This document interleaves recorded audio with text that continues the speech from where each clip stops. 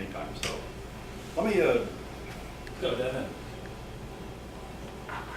my angst and what I struggle with is that we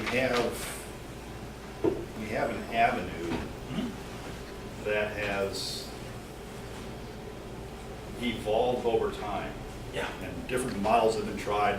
Jeff brought that history through there. We were going all the way one way at one time and all the way the other way, whether it was restaurants or retail, wherever it might be. We've kind of swung around. Right.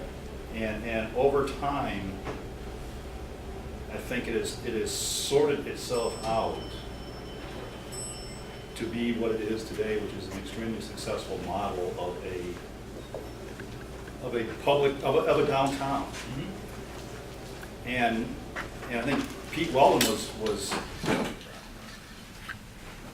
on point, is that part of that is that it just isn't retail, and it just isn't restaurants. It's got an eclectic nature to it, which is the charm of Winter Park as a whole. What really shook me up, to be honest with you, is when we talked about the new restaurant on the end here. Sure. That may or may not be living up to the definition of what they're supposed to be and how they're supposed to operate. Yeah, I think we would all agree that it's an asset for the app. Right, and yet it came in with either a promise or a requirement or wherever that might be, and Jeff helped me on this, or anybody else didn't help me on this, is that it got in our definition that said, here is what we currently define as fine dining, which was table service. And table service is defined by order taking at table, not just delivery to table. It's both. It's order. Okay. And so I was, and perchance I was down at Marnie's and had the table service there, and I said, okay, I can. It's been there forever, and as long as I can remember, and it seems to fit within that requirement. And if we're not doing that, if we can't codify that so that we haven't, this should have been an easier decision in my mind. It was, the other part that bothers me is we don't have some form of a conditional use or whatever, that if perchance some place that none of us know about came and said, we want to be on Park Avenue. Yeah. Do we have a vehicle to allow that to happen? I still, the fine dining thing, as I said, I'm glad BurgerFi's there. I ate there yesterday, actually. I think I'm still feeling it. But I don't know if I did feel.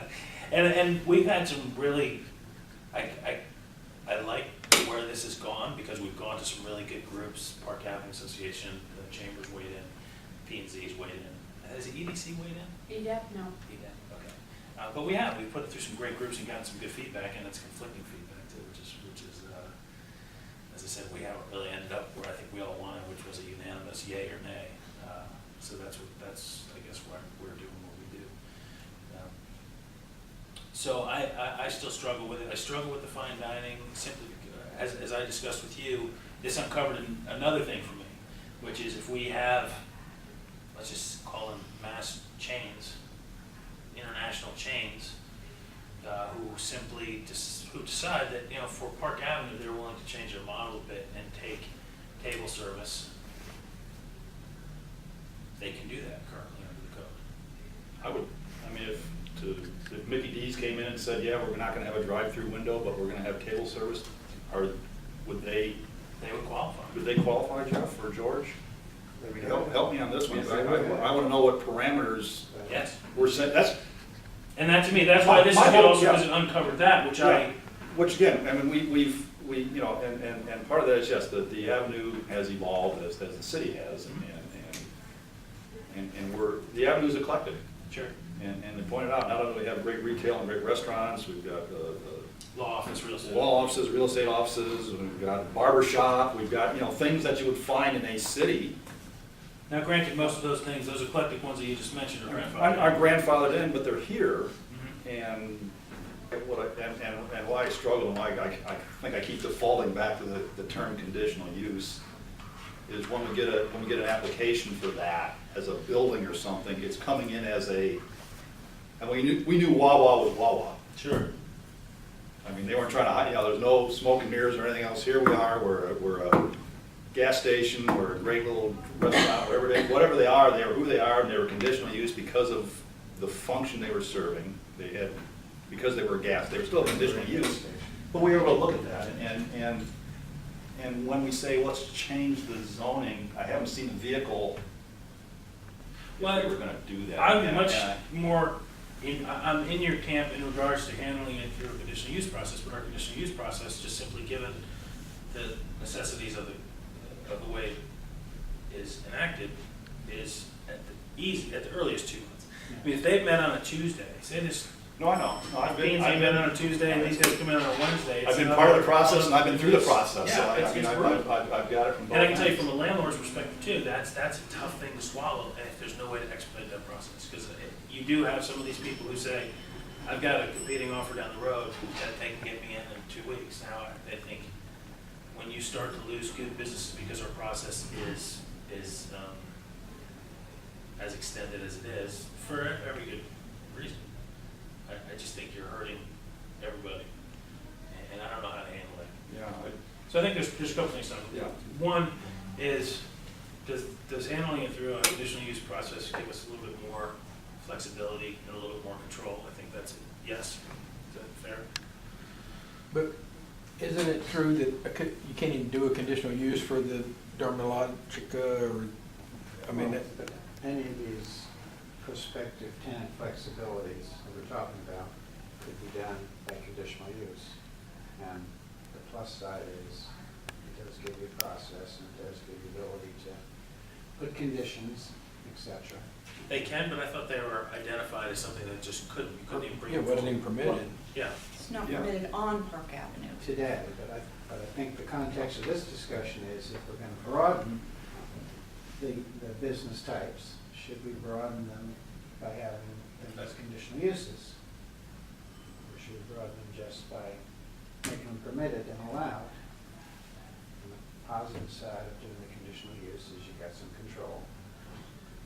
And the negative side, as you said, is that the landlord doesn't want to wait 2 months to find out if they have a tenant, and the tenant doesn't want to go through that 2-month process when he doesn't know.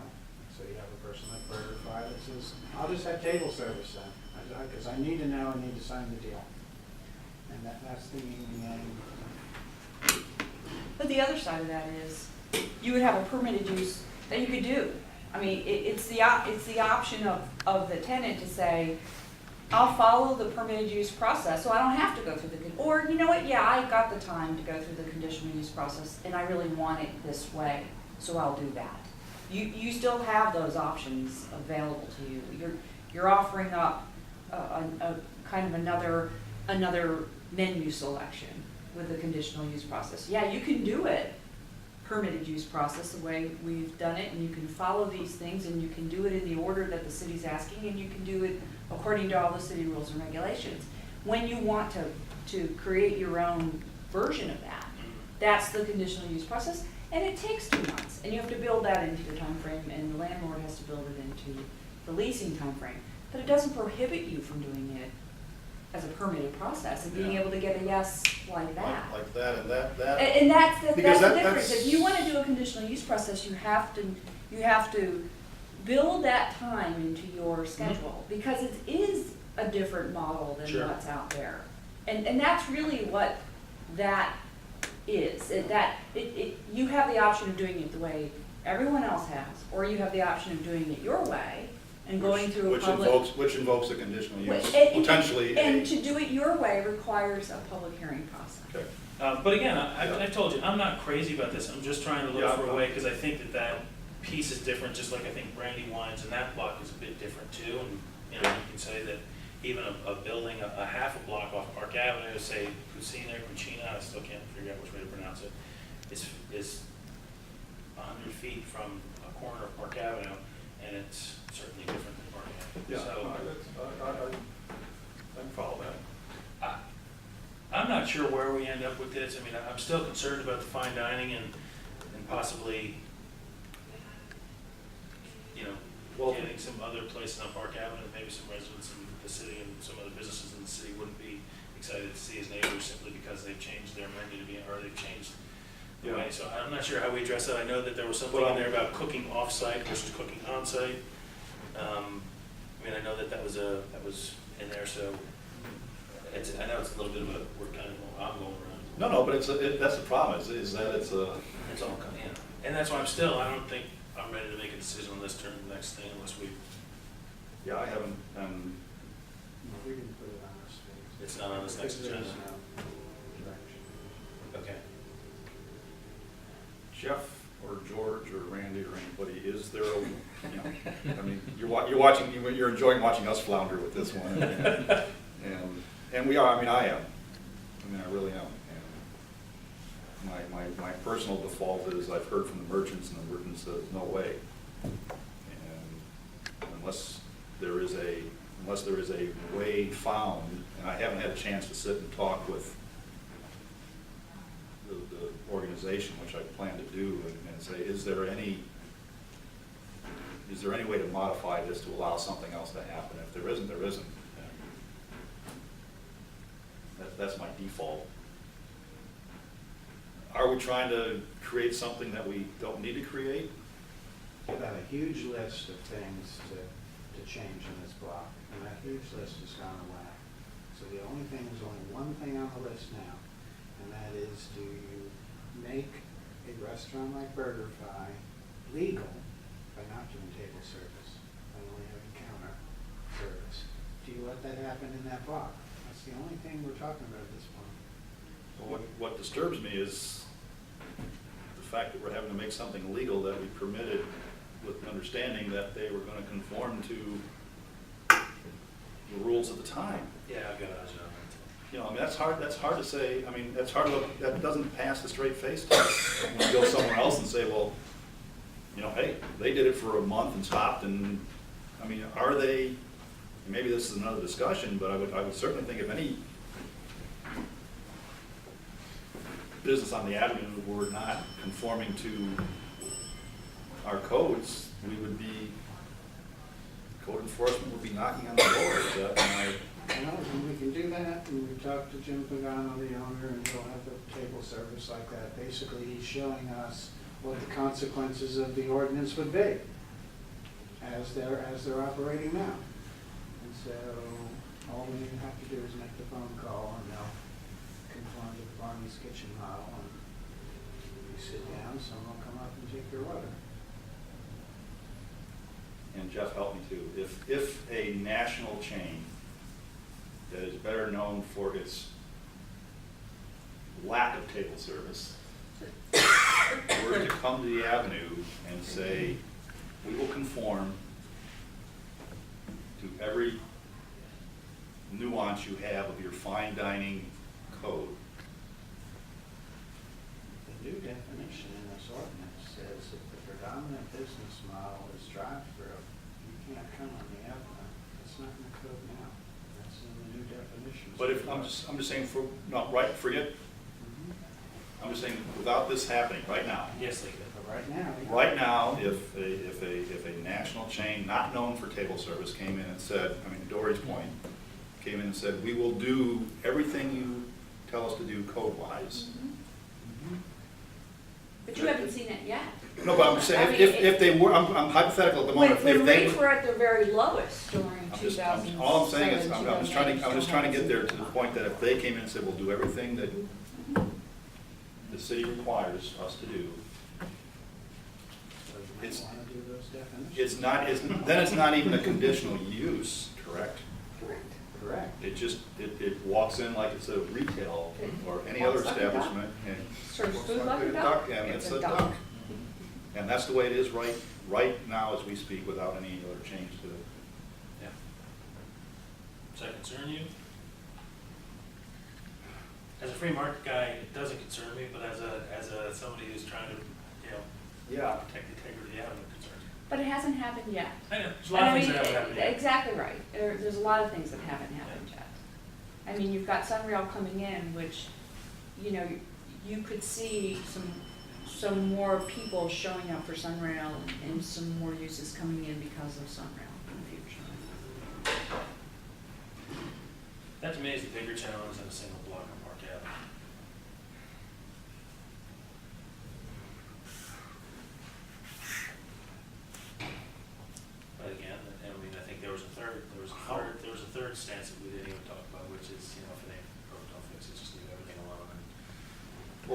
part of me, Steve, looks at that, and that's why I want to make sure I understood it, because if someone did come in like that and said, we'll do whatever you want us to do, we'll have waiters in tuxedos, if that's what the code says, I mean, we'll do whatever the code says, we want to be on the avenue. Right now, they could. They wouldn't come before us, they wouldn't come before Jeff. They'd walk into George and say, hey, I want to put a window on here and a door here, and it would be a structural, mechanical, it'd be a building permit issue, would never come to PN, it wouldn't even, you know, we wouldn't be here right now. How do you feel about that? They got Mickey D's in Paris. I'm not sure it's on the, It's not on the main drag, it's not a turf, I mean, it's. yeah, there we go. I couldn't pronounce it, so. Yeah, I know, I took Spanish, not French. Right now, I mean, if they walked in today, right now, we couldn't say no. Like I said, this whole We thing, literally there could are not some say things no. for me that are Yeah. really interesting that I didn't, or, you know, didn't extrapolate to the rest of the avenue. I mean, that could be anywhere on the avenue. And I'm not sure we should restrict. You know, we've set, we've defined, part of me is I'm thinking this through, because you're right, the more we talk about it, the more Yeah, expand. the more it expands.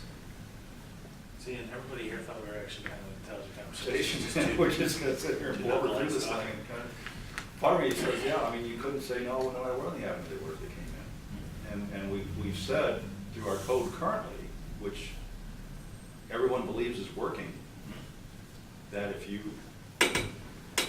subscribe to the fine dining aspect of that, you're in.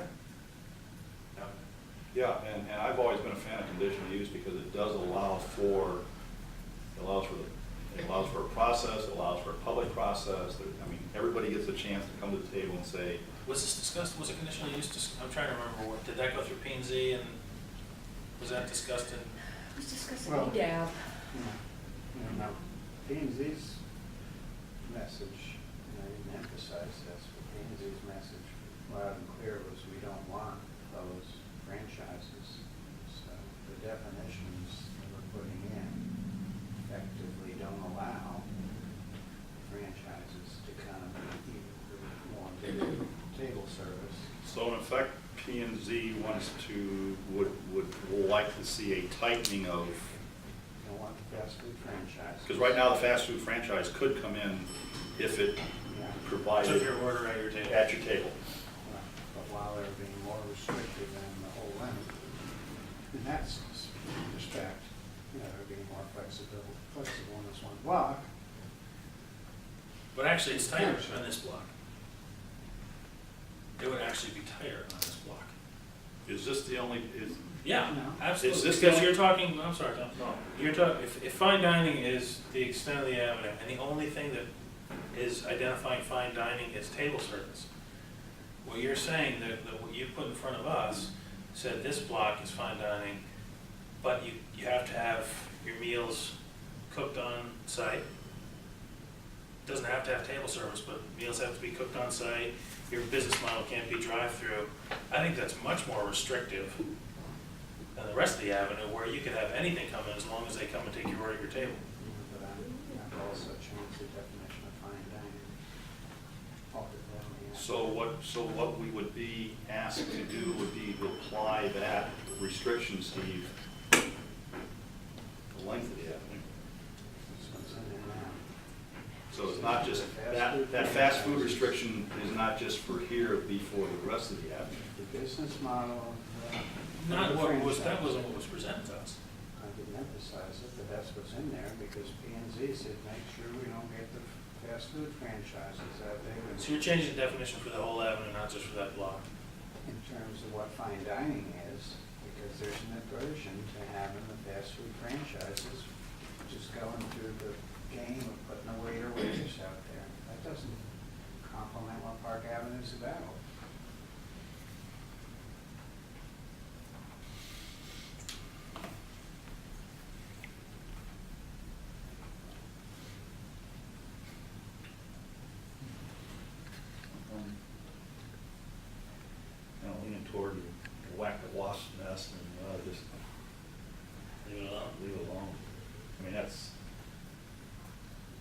that's how Tom feels at 10:41 today. Have a cup of coffee. Have a cup of coffee and think about it, but. Pardon me, I mean, I'm thinking this process through and saying, okay, what was before us, and I guess I really think that one through and say, okay, on one hand, we turn around and say, okay, we're gonna redefine fine dining for the whole avenue, Yeah.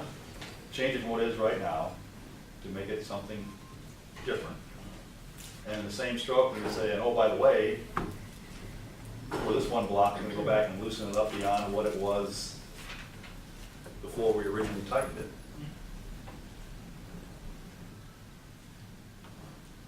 That was a good discussion. I think you and I covered some things. Yeah, I was hoping this lightning bolt would come out of the sky and bring eternal knowledge to me, and I would say, oh, yes, I see it now, but I don't. Yeah. I don't see at the moment. And again, I think it isn't gonna go away, because that's too big a piece of property. Yeah, well, it's not on. It's not, no, but I think something will continue to come back Right. in one way, shape, or form, I could imagine, because it's. I think it should actually, because I think it raised some interesting things. Yeah,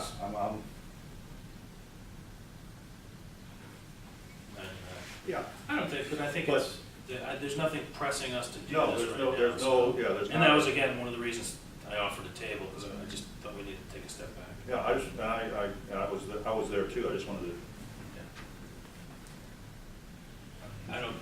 I think that some of the other commissioners were struggling with the clarity on the fine dining, and I may be Again, making a reach, And but. I'm gonna reiterate, I'm concerned if we have someone who is here under an agreed upon set of rules, Well, I not think we following just- the rules, because that, I can't go back down the avenue and say, oh, yeah. Yeah, no, I agree. I mean, that's just, it doesn't pass straight face test, and it's not fair to anybody else who is, Tom, I don't think any of the commission would have an issue with enforcing what's currently what they came in under, I think. yeah, I think Ken, Sarah, and Carol all that agree. astounds me, that's, Yeah. you know, that shouldn't be a blind eye, that should be, yeah, Yeah. we all kind of hung one out there. This was not an end around for them, I don't think, Yeah, but. I would certainly like us to do that. That's it for me. Yeah.